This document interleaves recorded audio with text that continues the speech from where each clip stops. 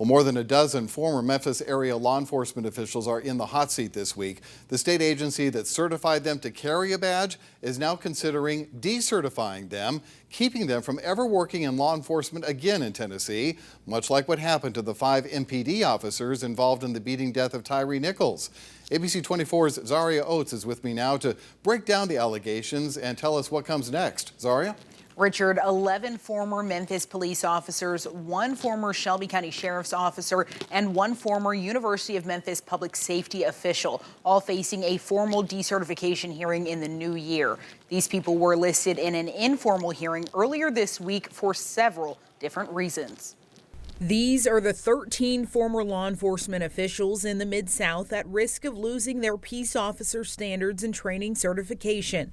The decertification hearings agenda included more former Mid-South law enforcement officials than any other city or county in Tennessee.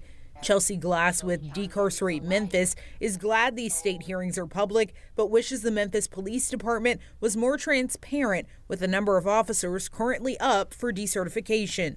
I don't know that things can get better, but I do know that they could at least share in the responsibility of notifying the public of officers who are presenting bad behavior. While investigating each law enforcement official, 2 MPD cases stood out. One of the former officers whose certification is on the line is former Lieutenant Eric Kelly. Kelly pleaded guilty to official misconduct in 2021. This after he was charged with compromising a criminal case and accused of engaging in a sexual relationship with a co-defendant. Former MPD officer Colin Berryhill is also facing decertification.